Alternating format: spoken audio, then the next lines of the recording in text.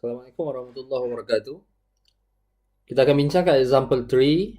Masih lagi kita apply Newton's law of gravitation. Soalan bunyi a 200 kg object and a 500 kg object are separated by 4 meter.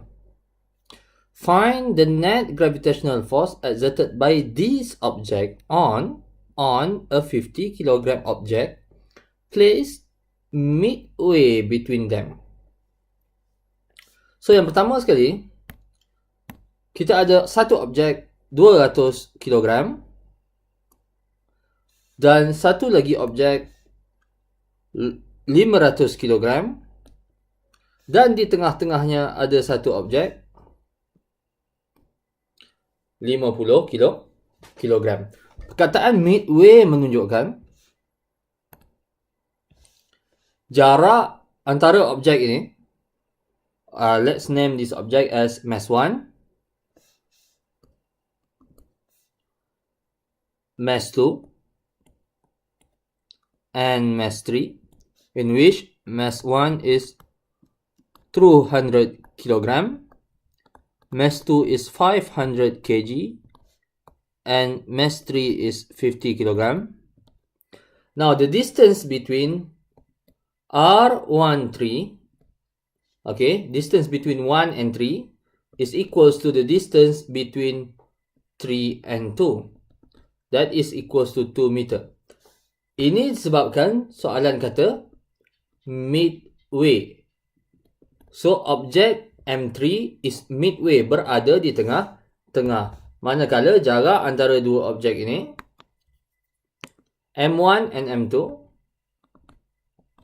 is 4 meter. Maka midway maksudnya 2 meter. So, untuk cari net gravitational force on the object, on the 50 kg object, so sebenarnya ada dua force kat sini. Force yang pertama adalah force on object 3 by 1 and force on object 3 by 2. So, we need to calculate both forces by using the Newton's law of gravitation equation. F is equals to G. So, let's say we want to find F31. So, G M1 M3 over R13 square. You substitute the value 6.67 exponent negative 11 times M1 is 200 times 50 over 2 square. So, saya akan dapat 1.67 exponent negative 7 Newton. And for F32, G is equals to G M3. This is F32, sorry. G M3 M2 over R32 square. And that is equals to 6.67 exponent negative 11 times 50 times 500 over 2 square, and that is 4.17 exponent negative 17 Newton. So, susunan objek ini dia berada pada satu axis yang sama. So, sum of forces on mass 3 is just equal to F32 plus minus F31. So, that is equals to 4.17 exponent negative 7 Newton minus 1.67 exponent negative 7 Newton. And the answer is positive 2.5 exponent negative 7 Newton. So, direction dia adalah towards mass 2, because mass 2 is more massive than mass 1. So, soalan 3A very simple. and it is similar with example 2A. Tapi soalan highlight pada example 3 ni sebenarnya soalan B. Soalan B dia kata, at what position can the 50 kg object be placed so as to experience the net force of 0 from the other two objects? Okay, so apa yang berlaku di sini? Objek 200 kg M1, M2 and M3. Soalan dia sekarang ni, dia dah tahu bahawa, dia dah bagi tahu net force is 0. So dalam arti kata, this is mass 1, mass 2 and mass 3. F32 plus F31, okay, sum of F is equals to F32 plus minus F31. This value is equals to 0. So soalan dia kata, the net force is 0. At what position? Position refer kepada distance. Okay, kat mana kita nak letakkan objek M3 ni supaya F32 tolak F31 sama dengan kosong? So ada dua kuantiti yang boleh kita cari kat sini. Sama ada R31 ataupun R32. Relationship di antara R31 and R32 adalah R31 plus R32 is equals to 4 meter. Because the distance between M1 and M2 is indeed 4 meter. So sebenarnya di sini kita kena apply Newton's law of gravitation, equation dia. Tetapi mungkin ada matematik sikit, yang mana F32 minus F31 is equals to 0. Okay, dalam arti kata lain, if the net force on object 3 is 0, therefore F32 must be equals to F31. Kat sinilah yang kita masukkan equation Newton's law of gravitation. G M3 M2 over over R32 square is equals to G M3 M1 over R31 square.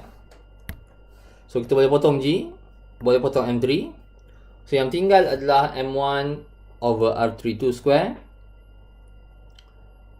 is equals to M2 over R32 square is equals to M1 over R31 square. Okay, so dekat sini kita nak cari sama ada R32 ataupun R31. So let's say dalam soalan ni saya nak cari R31. Sebab soalan tak cakap distance daripada mana, soalan cakap cuma position saja. So kita boleh cari R31 ataupun boleh cari R32. So kalau kita nak cari R31, therefore kita kena substitute R32 dalam sebutan R31. Mana dapat? Daripada equation ini kita tahu bahawa R32 is equals to 4 minus R31. So substitute into our equation, we have M2 over 4 minus R31 square is equals to M1 over R31 square. Okay, so sekarang ni yang tinggal hanyalah matematik saja. Okay, so apa yang saya nak buat sini, saya nak tunjukkan juga matematik dia. Walaupun biasanya saya suruh pelajar-pelajar semua substitute dulu dan kita terus bagi jawapan. Tapi untuk kali ini saya akan tunjukkan jalan kerja matematik untuk menyelesaikan soalan ini. Untuk bagaimana kita nak cari R31. So, pelajar semua boleh pause dulu video ni dan substitute sendiri. Tengok boleh tak selesaikan. Kemudian kalau tak boleh selesaikan, maka mainkan balik video untuk tengokkan jalan penyelesaiannya. So, apa yang saya nak buat kat sini adalah saya akan gerakkan, pindahkan dia R331 square over 4 minus R31 square is equals to M1 over M2. So what I'm going to do here, I'm going to square root both sides. So equation ni akan jadi R31 over 4 minus R31 is equals to square root of M1 over M2. Dan saya akan substitute R31 over 4 minus R31 is equals to square root of 200 over 500. Then saya akan rearrange equation ini. R31 is equals to square root of 200 over 500 is 0.6325. Okay, 4 minus R31 saya pindahkan ke sebelah, so akan jadi times 4 minus R31. Okay, so sekarang ni kita nampak kita dah boleh selesaikan soalan ini. So R31 is equals to 0.3625 times 4, kita akan dapat 2.53 minus 0.6325 R31. Then we can rearrange and solve this equation for R31, and saya akan dapat R31 is equals to 1.55 meter. Okay, so that is the position of mass 3, so that the net force on mass 3 is equals to 0. So that is 1.55 meter from mass 1, or okay, 4 minus 1.55, kita akan dapat the distance between object mass 3 from mass 2. Okay, or 4 minus 1.55 itu sama dengan R32. Pasal apa? Distance antara 1 and 2 is 4 meter. So R32 is equals to 2.45 meter. So kita boleh bagi jawapan dalam dua keadaan, sama ada 1.55 meter daripada M1 ataupun 2.45 meter from M2. That's all for this video. Thank you for watching. Tengok video yang akan datang, dan kita akan masuk pada satu topik yang baru, iaitu gravitational field strength. Thank you.